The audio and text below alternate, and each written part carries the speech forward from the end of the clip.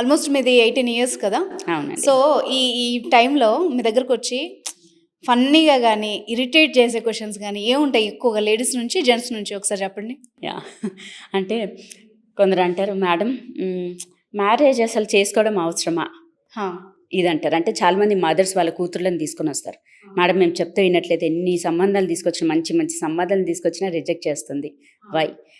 బేసికల్ ఏంటంటే ఇప్పుడు ఈ మధ్య లేడీస్కి ఏంటంటే ఫైనాన్షియల్ ఇండిపెండెన్సీ అనేది వచ్చేసింది. అవును. ముందులా కాదు కదా. ముందు ఏంటంటే సరే మ్యారేజ్ చేస్తే హస్బెండ్ చూసుకుంటాడులే అన్నట్టుగా పేరెంట్స్ చెప్పంలోనే మ్యారేజ్ చేసుకునే వాళ్ళు, మ్యారేజ్ తర్వాత జాబ్ చేసే వాళ్ళు చేస్తారు, లేదు హౌస్ వైఫ్గా ఉండిపోవాల్సిన వాళ్ళు ఉండిపోతారు. బట్ ఇప్పుడు ఏంటి, మనకు మ్యారేజ్ కంటే ముందే మంచిగా చదువుకుంటున్నాము, లైక్ వెల్ ఎడ్యుకేటెడ్, చదువుకోంలోనే నాకు కొంచెం జాబ్ చేయాలి అని ఉంది అంటారు. జాబ్ ఒక 1-2 ఇయర్స్ తర్వాత నేను మ్యారేజ్ చేసుకుంటా అంటారు. సో డ్యూరింగ్ దట్ టైమ్ ఆ 1-2 ఇయర్స్ వాళ్ళకి ఫైనాన్షియల్ ఇండిపెండెన్సీ ఉంది. సో వాళ్ళకు ఫర్ వై నేను ఎందుకు మ్యారేజ్ చేసుకోవాలి, నాకు ఏం కావాలో నేను కొనుక్కుంటున్నాను, నాకు ఫ్రెండ్ సర్కిల్ ఉంది, I'm enjoying with them, parents ఉన్నారు నన్ను బాగా చూసుకోవడానికి, నాకు మ్యారేజ్ అవసరమా అనే స్టేజ్లోకి వెళ్ళిపోతున్నారు. అవును. అదొకటి. So that's why that is the most important reason. అంటే మనం వాళ్ళని పుష్ చేయాల్సి వస్తుంది. ఫ్యూచర్లో ఒక పార్ట్నర్ కావాలి, నేను చెప్పాల్సి వస్తుంది. నా దగ్గర కౌన్సిలింగ్కి కూడా తీసుకొస్తారు. Not only as a doctor, as a family friend, or sometimes I may have to become a friend. అంటే నేను ఆల్మోస్ట్ వాళ్ళకి ఫ్రెండ్ లాగా అయిపోయి నేను కౌన్సిలింగ్ చేయాల్సి వస్తుంది. సో లేదు you need a partner, you have to, because parents ముసలోళ్ళు అయిపోతారు, మళ్ళీ నీకెవరు ఉంటారు, సిబ్లింగ్స్ ఉంటారు, బ్రదర్స్ సిస్టర్స్, బట్ ఎవరి గోలలో వాళ్ళు ఉంటారు. So yourself need a partner. Okay, అదొకటి. Second thing, madam marriage okay fine, ఏదో పేరెంట్స్ కోసం చేసుకుంటానేమో, బట్ నాకు కిడ్స్ అసలు వద్దు మేడం. ఇప్పుడు అసలుకి వద్దు.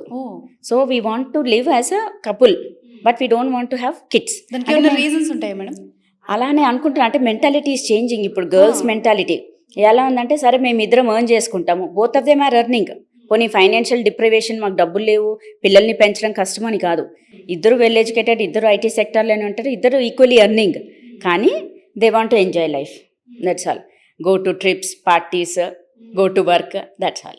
And they don't want to take the extra responsibility. ఇప్పుడు కిడ్స్ అంటే అదే ఒక భారము, ఎక్స్ట్రా రెస్పాన్సిబిలిటీగా ఫీల్ అవుతున్నారు.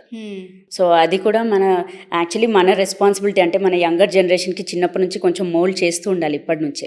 అదర్వైజ్ మనం చెప్పకపోయేసరికి ఏంటంటే that through social media lot of financial dependency, అంటే డిపెండెన్సీ లేదు ఇప్పుడు వాళ్ళకు.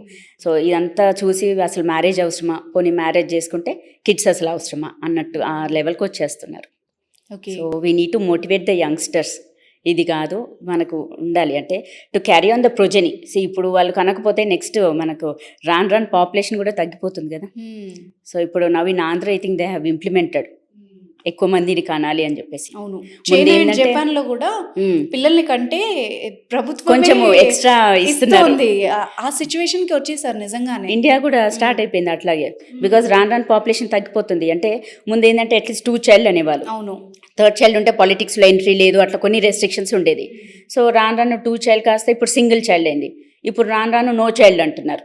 సో మనకు రాను పాపులేషన్ తగ్గిపోతే మన ఫ్యూచర్ జనరేషన్ ఎలా అంటే progeny we have to continue. So అందుకని ఇప్పుడు ఏంటంటే ప్రమోట్ చేస్తున్నారు, ఇద్దరు కాదు మినిమం 3 ఉండాలి అని చెప్పేసి. So they have already started the promotion. చూడాలి మరి.